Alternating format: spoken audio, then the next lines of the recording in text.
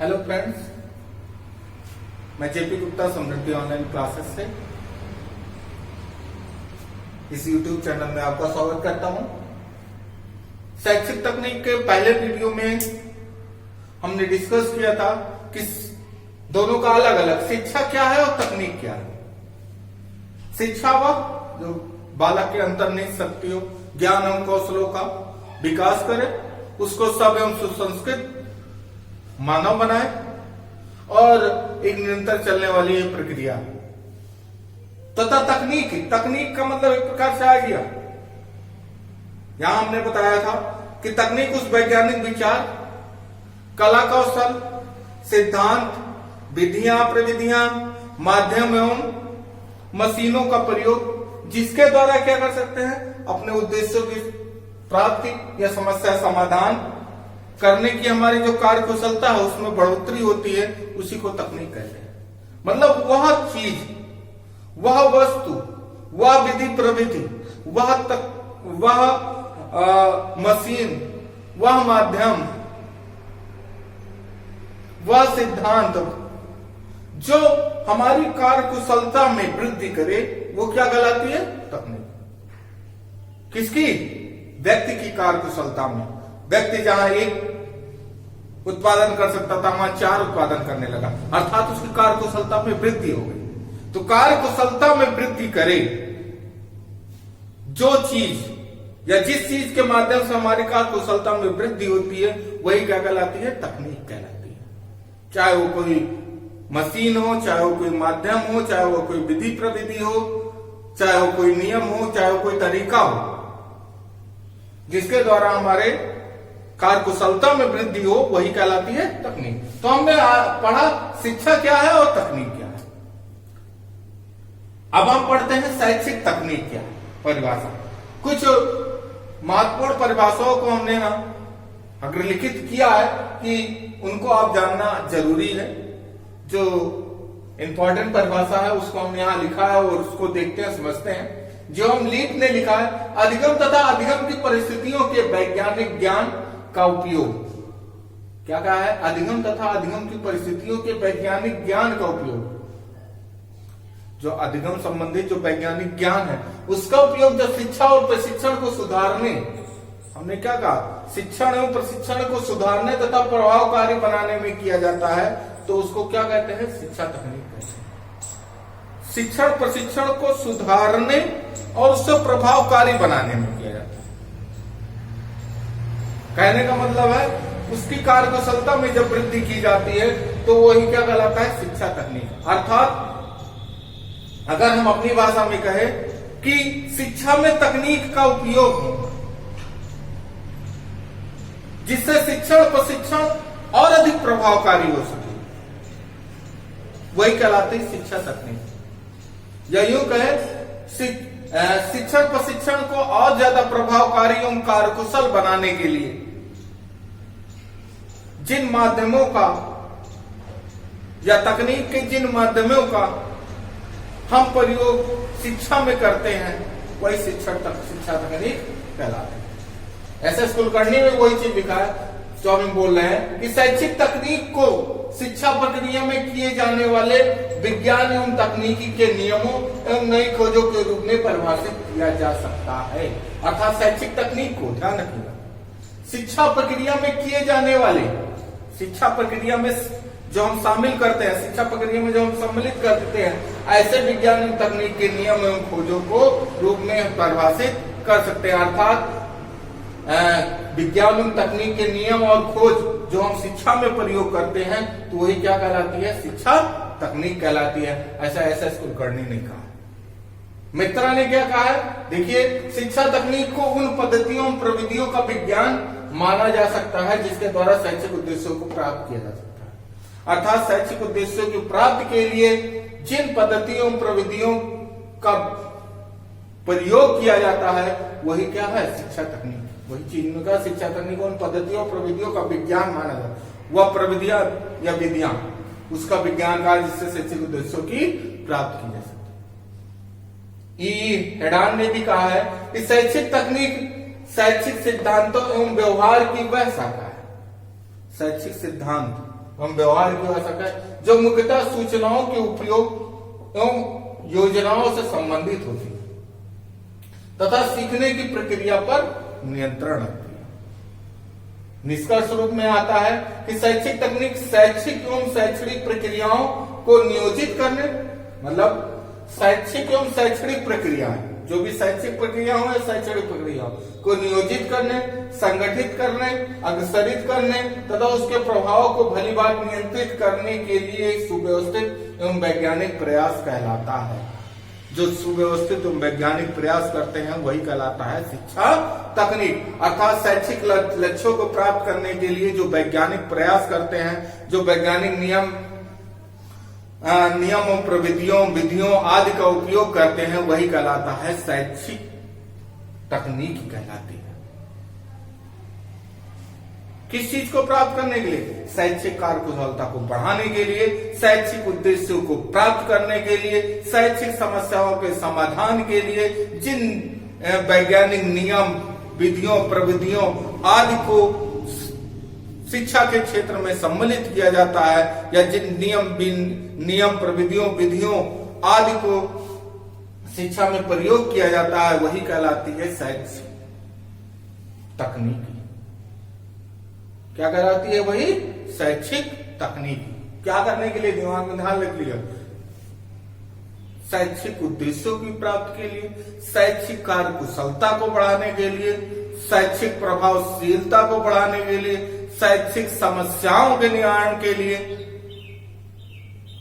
जिन वैज्ञानिक विधियों, प्रविधियों, नियमों आदि का शिक्षा में प्रयोग किया जाता है, वही शैक्षिक तकनीकी है। ठीक, उम्मीद करते हैं शैक्षिक तकनीक की परिभाषा आपको समझ में आएगी।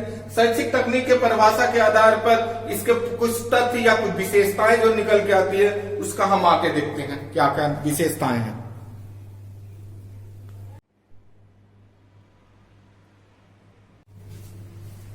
अब हम बात करते हैं, अभी हमने बात की कि शैक्षिक तकनीक की परिभाषाएं क्या क्या है, क्या क्या शैक्षिक तकनीक की परिभाषा है, शिक्षा तकनीक की परिभाषा है। अब उन्हीं परिभाषाओं के अध्ययन द्वारा हम ये जानते हैं इसके प्रमुख तत्व क्या है, या यूं कहें इसकी क्या क्या विशेषताएं हैं।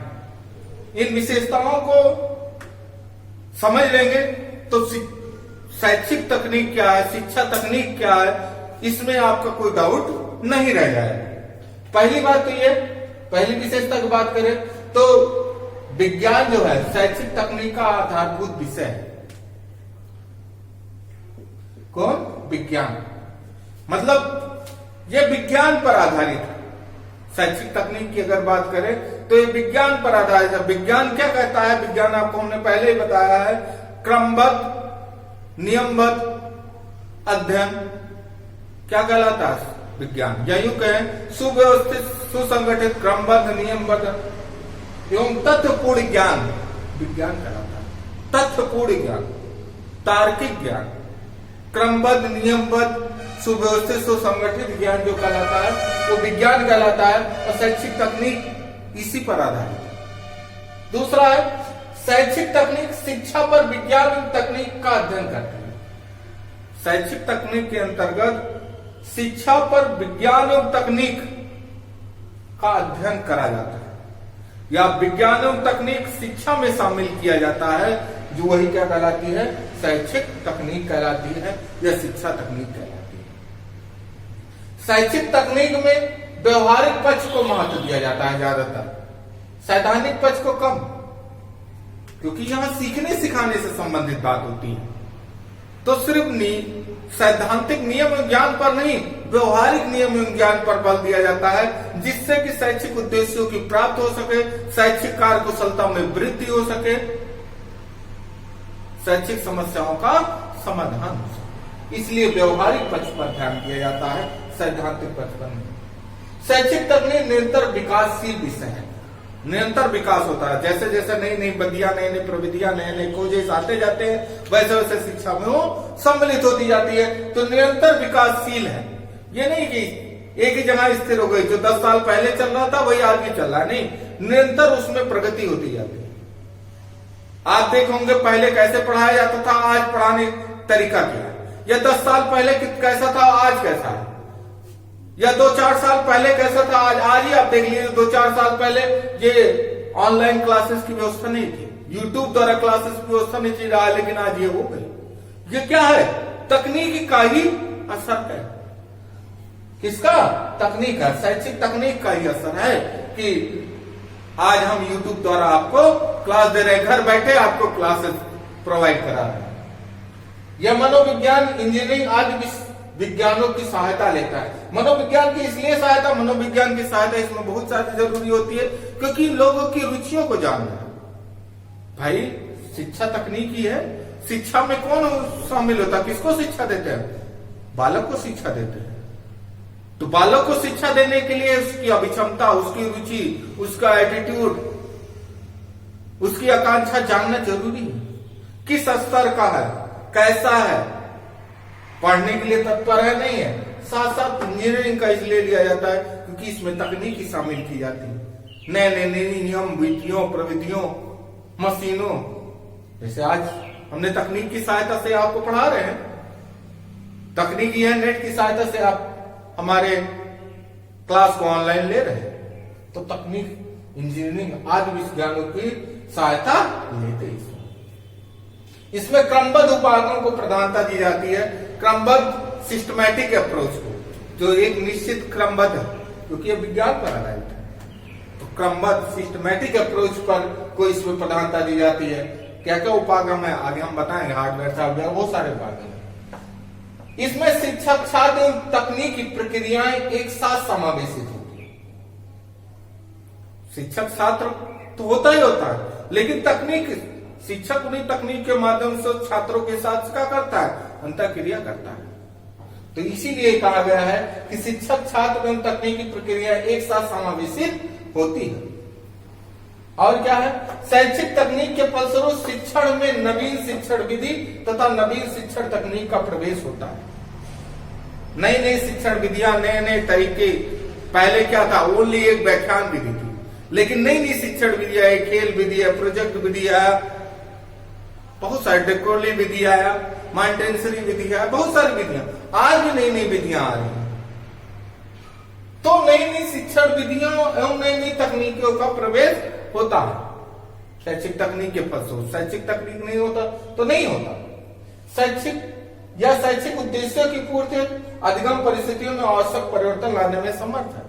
मतलब हमने अभी क्या कहा, उद्देश्यों की पूर्ति हो तो उसको और अधिक प्रभावकारी बनाने है, समस्याओं के, शैक्षिक समस्याओं के समाधान है, शैक्षिक कार्य कुशलता को बढ़ाने में तो उसीलिए कर रहा है, परिवर्तन लाता है, प्रभावकारी बनाता है। तकनीकी ना, तो शिक्षा में सम्मिलित हो गई, शैक्षिक तकनीक हो गई। तो वही कर रहा है, शैक्षिक उद्देश्यों के पूर्ति तो अधिगम परिस्थितियों में आवश्यक परिवर्तन लेकर आता है। तकनीक के द्वारा पढ़ाने के तरीके, नए नए तरीके बदलते गए। पहले पढ़ाने के तरीके अलग थे, आज पढ़ाने के तरीके अलग। तो क्या है, पढ़ाने के तरीके भी बदलते जा रहे हैं। तो ये कुछ इसके प्रमुख विशेषताएं या तथ्य थे।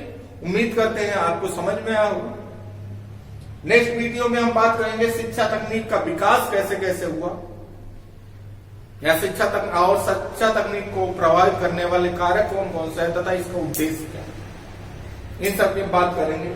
इसी के साथ आज का वीडियो शिक्षा तकनीक की मैं यही समाप्त करता हूं। उम्मीद करता हूं कि आपको यह पसंद आया हो, और पसंद आया हो तो लाइक करिएगा, लाइक करना मत भूलिएगा, शेयर करिएगा, सब्सक्राइब करिएगा तथा फीडबैक के लिए कमेंट करिएगा, जिससे मैं आवश्यक सुधार कर सकूं। इसी के साथ ही आज का वीडियो यही समाप्त करता हूं। धन्यवाद।